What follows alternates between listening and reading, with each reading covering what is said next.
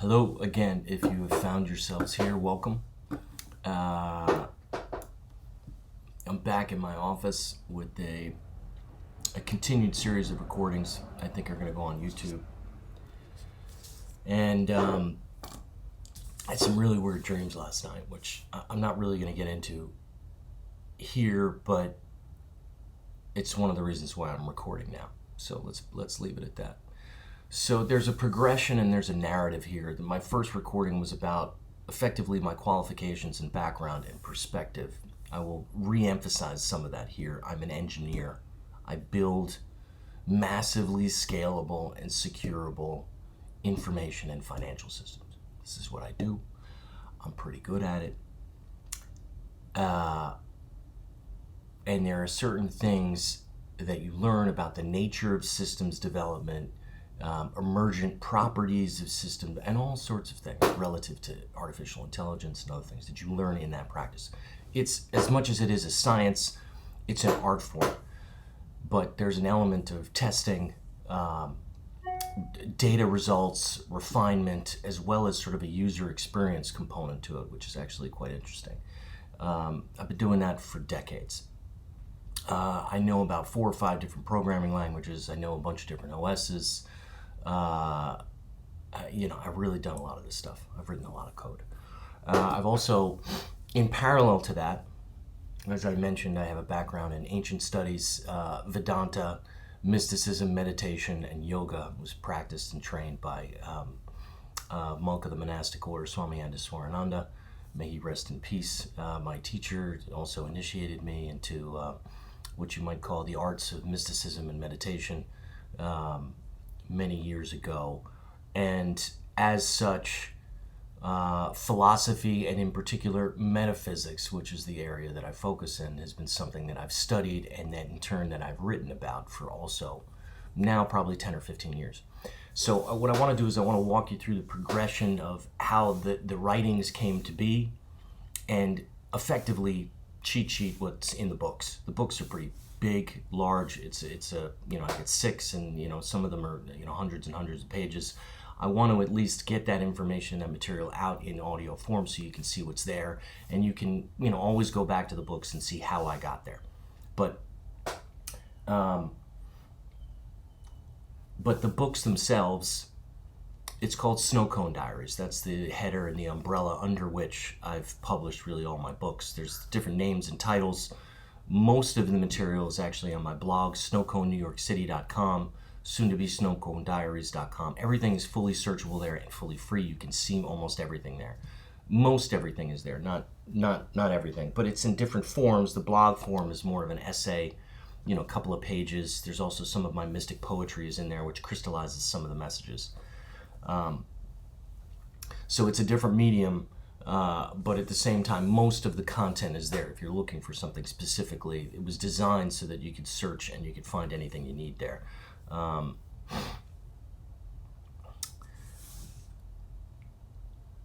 So the first book that I wrote, which is actually called Snow Cone Diaries, is about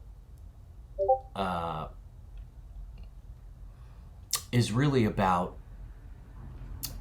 how I started off wondering what the heck is going on, and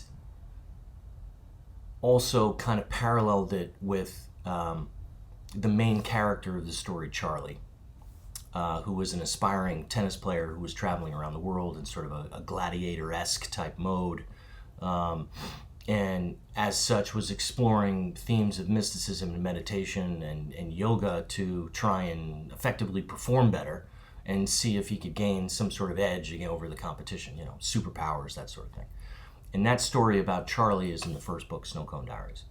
And in that book, Charlie starts to explore and try and understand what's at the bottom of these meditation and yogic practice, what's really there, does God exist, why are we here, and those sort of basic and fundamental questions. He starts, like any true scientist would start, in fact, asking those questions. What the fuck are we doing here? I mean, I had one post that I put on TikTok a couple weeks ago. I was sitting in my car, in a cemetery, which Rami Krishna used to hang out in cemeteries, actually. It's very quiet. Nobody likes cemeteries, but they're actually very quiet and peaceful, which is why some of the tantric yogic practices actually have people meditating in cemeteries. I can see that. The world is busy. Everybody's running around chasing different stuff. Cemeteries are not. People don't like to contemplate death. People don't like to be around the dead. But the dead mostly are at peace. It's the living you have to be worried about in some sense.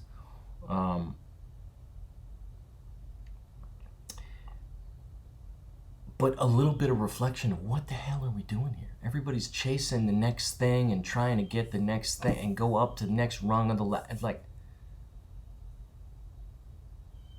But part of my intrigue and interest in some of these ancient philosophical, theological, and mystical traditions is they speak to the very nature of reality and what we're doing here in a manner that's really been completely lost in the modern day.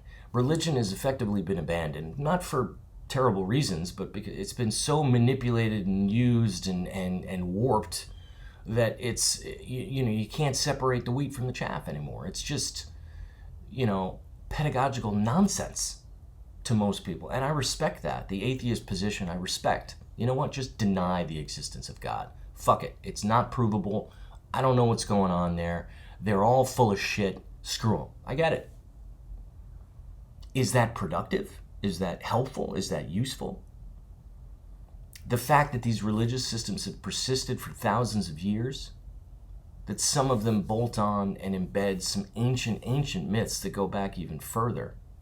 Some of the earliest stories known to man, Garden of Eden.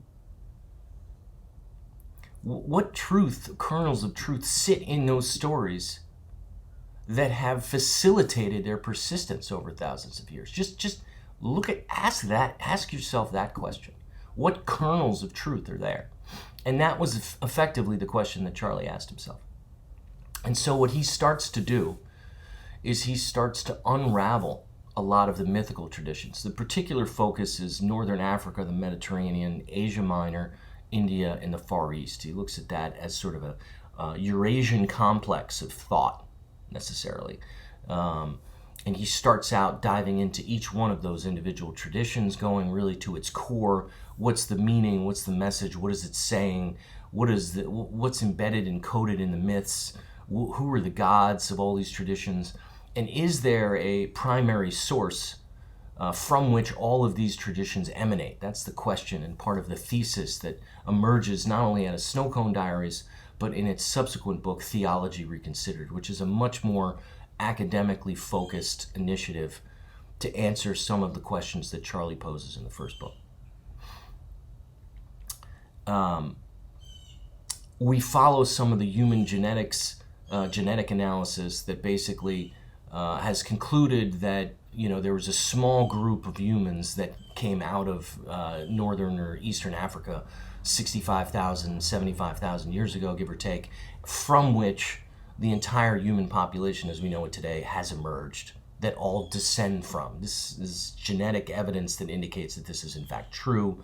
So the next, I think, logical question is this group of people, this small, narrow band of individuals from which the humans, Homo sapiens is effectively descended, did they come out of Africa with a common story, a common narrative, and a common belief system?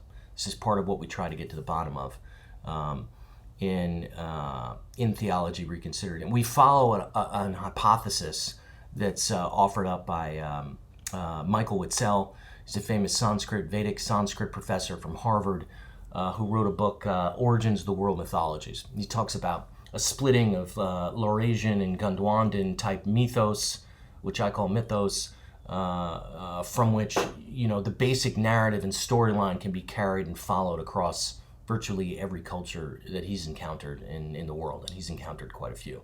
If you're interested in ancient mythologies, you should read Witzel's book. It's fascinating and eye-opening. This guy is an amazing scholar. So I take this hypothesis and I effectively test it. That's what I'm trying to do intellectually. It's also worth noting that my thesis in college, I did double major, ancient studies and business econ. Ancient studies, my thesis was in Hermeticism.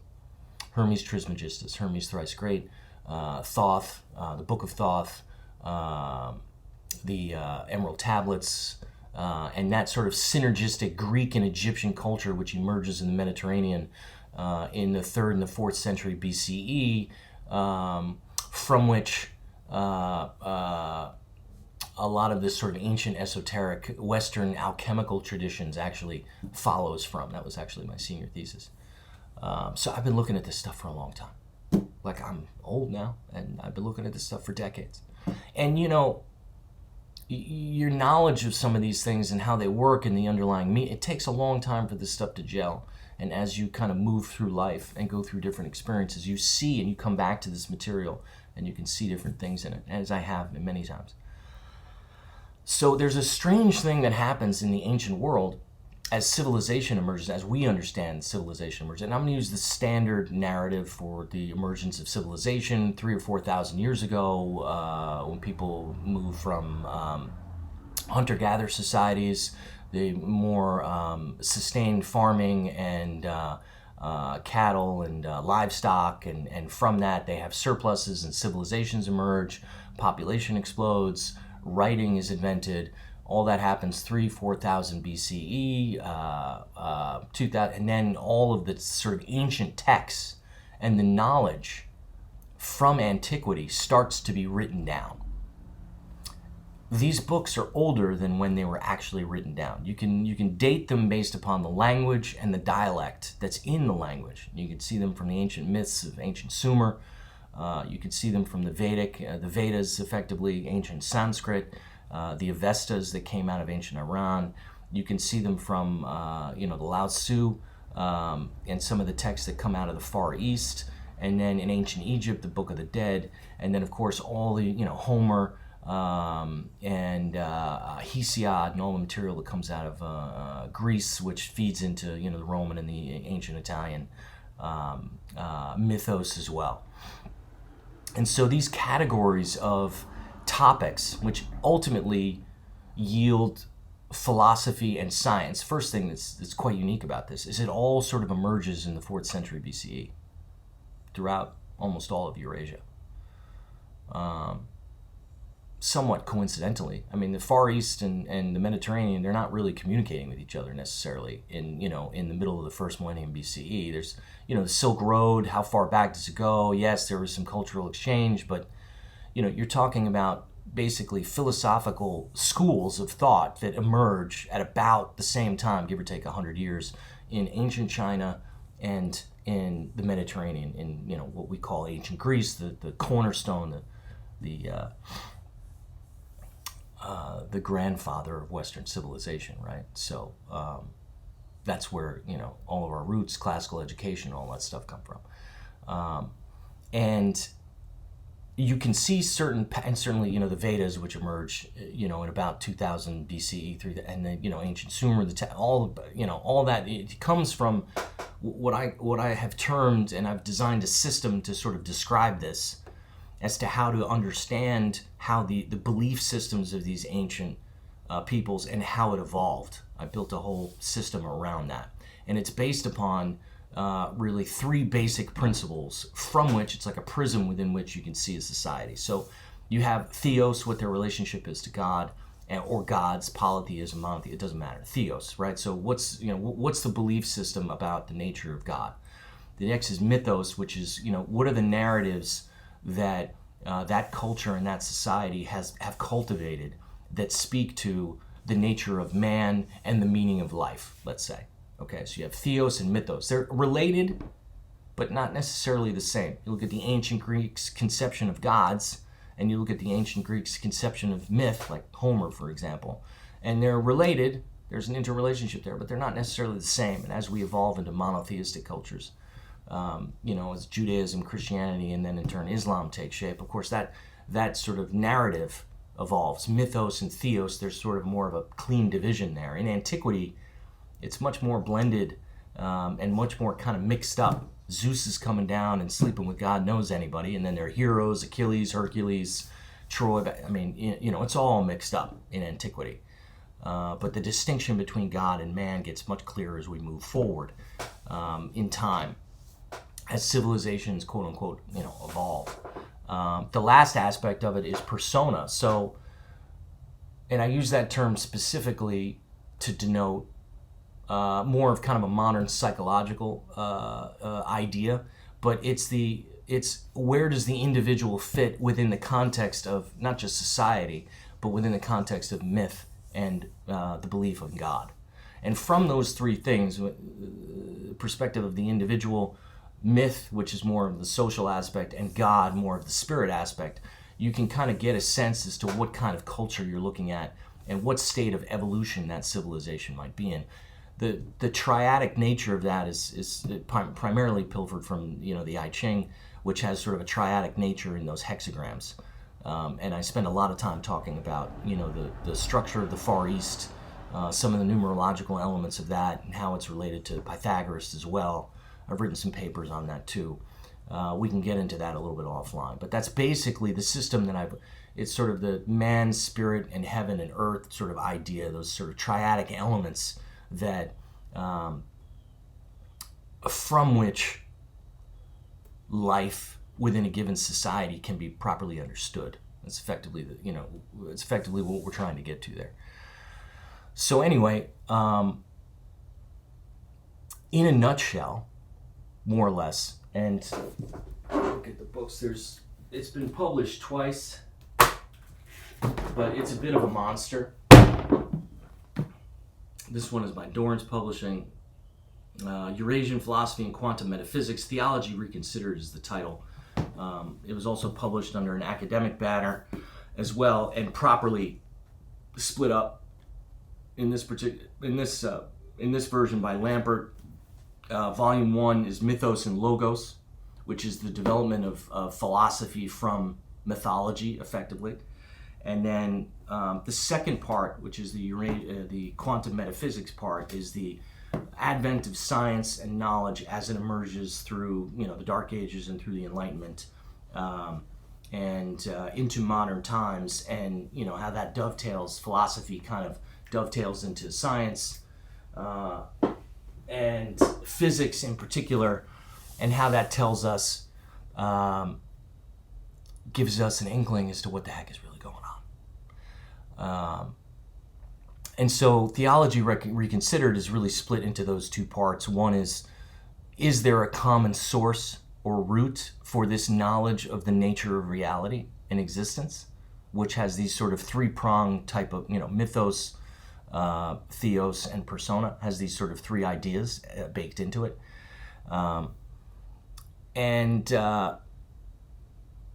How does that common source from a Eurasian philosophical perspective, if we group everything together, which I think it can be grouped together, which I do in terms of looking at some of the similarities in terms of the perspective that comes out of the emergence of philosophy in the middle of the first millennium BCE, does it come from a common source? And then in turn, how has it led to the development of our understanding of knowledge and science today? That's basically what Theology Reconsidered is. And so what seems apparent in this sort of broad Eurasian, which is really where the emergence of civilization in modern times have come from, Northern Africa, the Mediterranean, which is effectively Europe, Western Europe, Asia Minor, Turkey, you're looking at the Islamic Empire effectively there, and then the Far East, the Mongols, and China. I mean, you look at, modern, the modern world, they all have emerged from and out of those ancient civilizations, more or less. And therefore, their belief systems and their mythos and their theos and their view of persona is effectively embedded in and rooted in these ancient systems, right? There's no, getting away from that. If you want to understand how the Chinese think and how they look at the world, you need to read the I Ching, the Book of Changes, the Lao Tzu, the Zhang Yi, and those texts, which it's Taoism and it's Chinese philosophy, but it's, the material's in the texts, and the texts go back to the first and second millennium BCE, just like they do in some of the other emerging cultures. They speak to an ancient time where mankind, is the world of man and the world of spirit, the world of heaven, are, not nearly as distinct as they are today. This hard line that's drawn between physics, this table, and the spirit world and the dream world. It's not so hardcore, not so delineated in antiquity. And when we kind of unbuckle physics, quantum physics versus Einsteinian physics, relativity, right, space-time, when you unbuckle those two, what you come to realize, and this is verified via experiment, this is not, spiritual woohoo, which is a term that I get from a friend that I just met on TikTok, which I probably spend way too much time on, but needless to say, what you find is everything's energy, everything's waves, mass and energy are effectively equivalent, at least translatable, and the world of mind or spirit is related to the energy in a way that's physically measurable, right? All this stuff that's going around, if you believe something, it will be true, act as if you're this and you will manifest this. There are experiments that are done that if you think about tails and you flip a coin long enough, you'll get tails more than you get heads. Like, it's been verified by experiment over and over again. Like, your thoughts create your reality, right?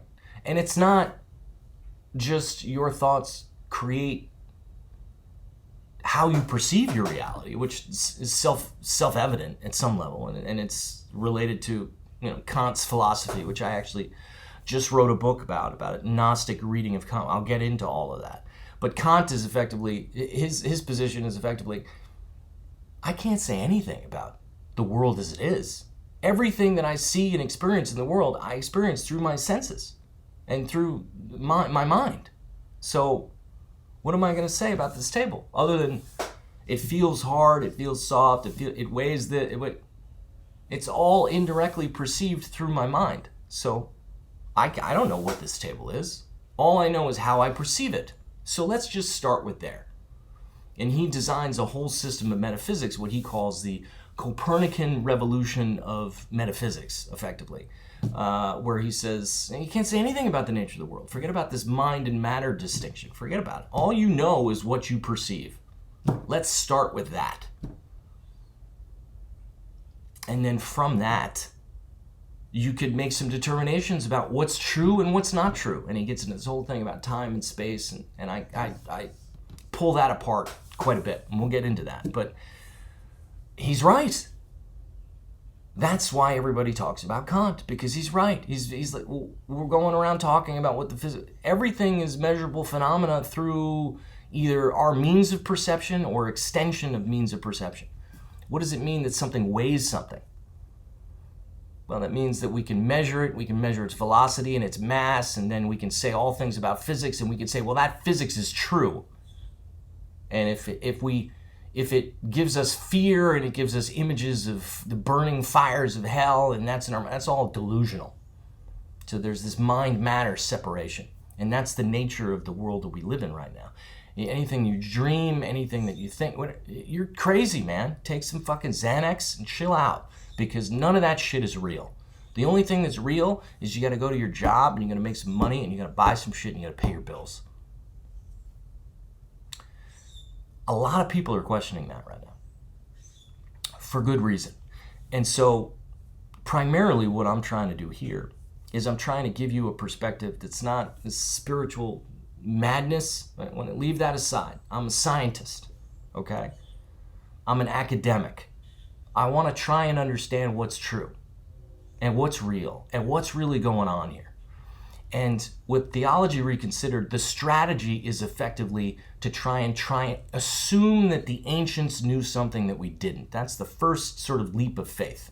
Assume that in antiquity they may have known something that we have forgotten. Assume that.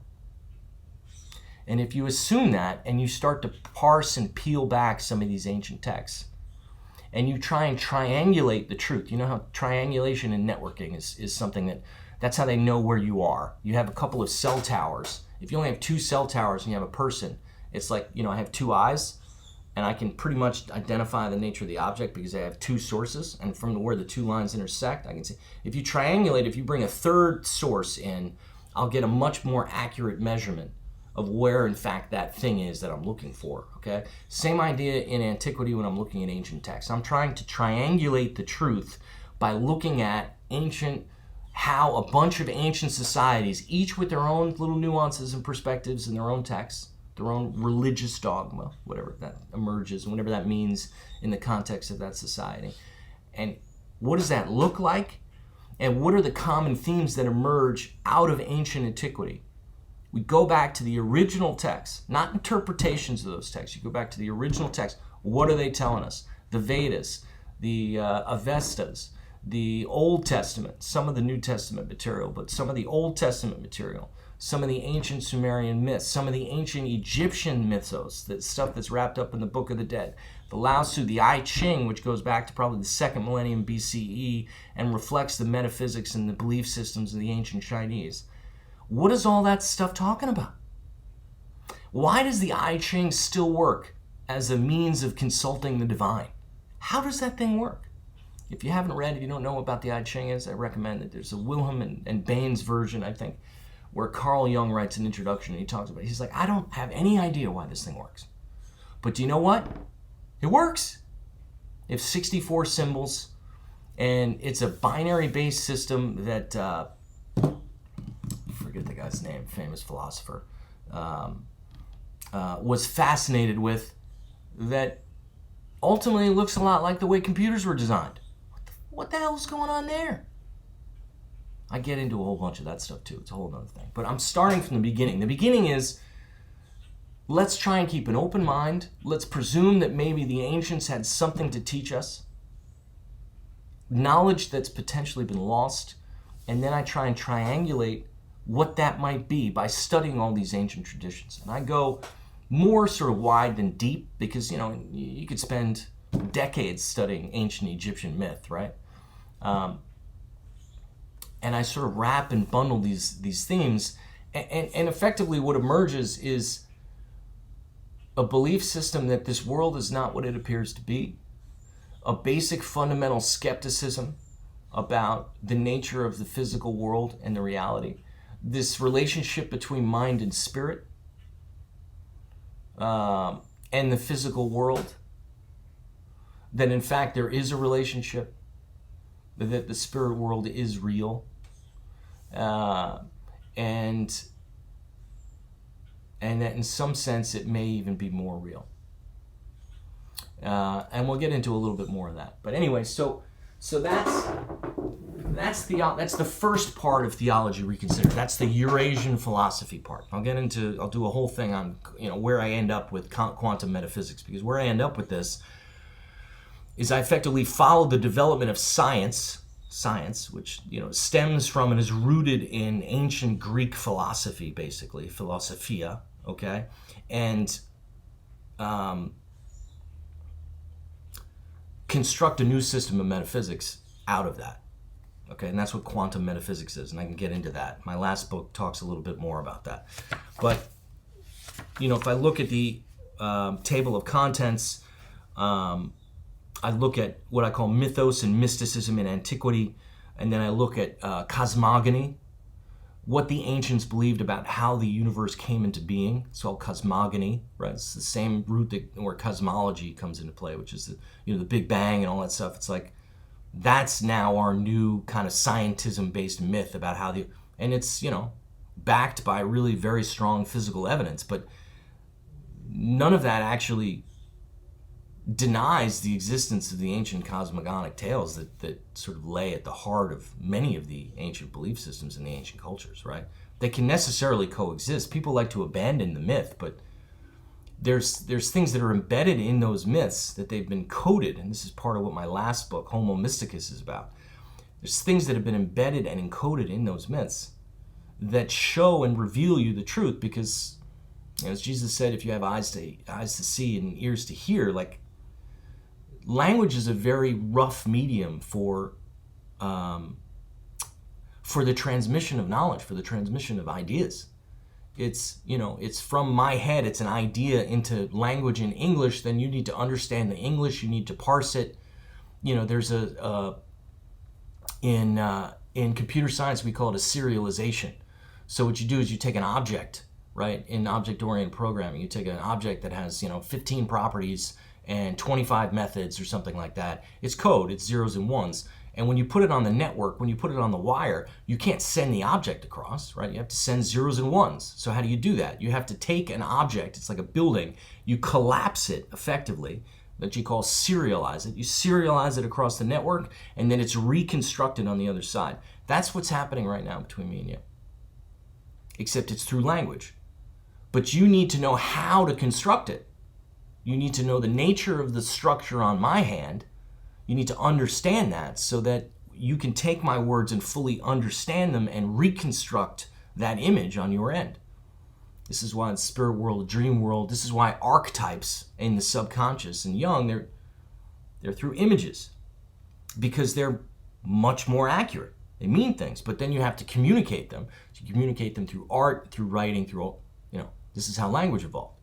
But language is it's a precise medium, but it's also, you know, when you're dealing with archetypical type images, it's you know, not so precise. So they coded some of this stuff in the ancient myths.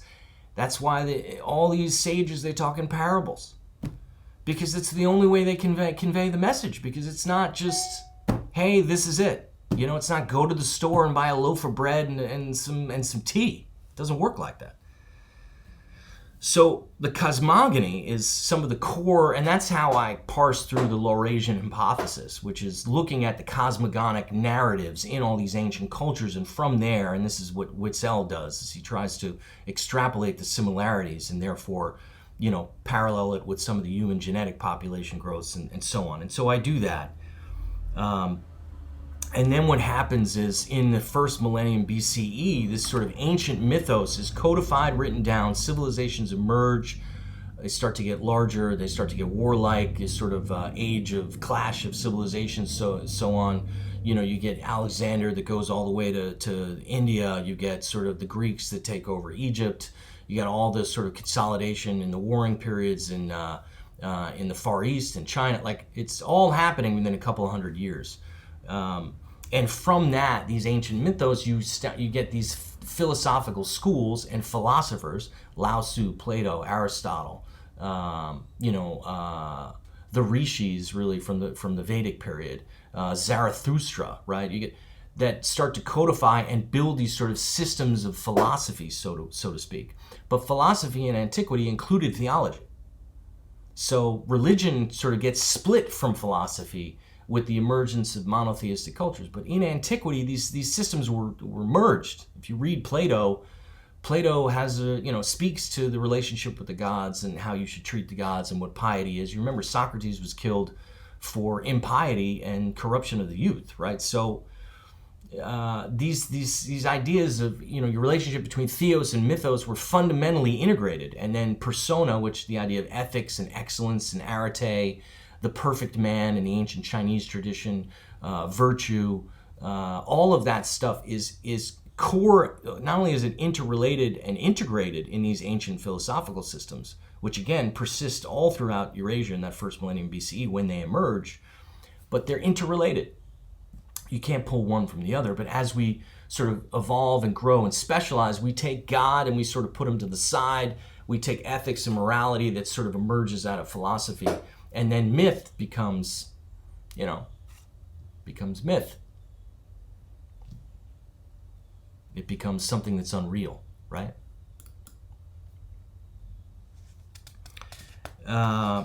And then from there, I move on to religion and science, and I get into metaphysics. So I'm going to close there, primarily because my screen, for some reason, I'm not seeing me move around anymore, so maybe the file's too big. But we will come back to this. Namaste. Peace. You guys have a great day. Cheers.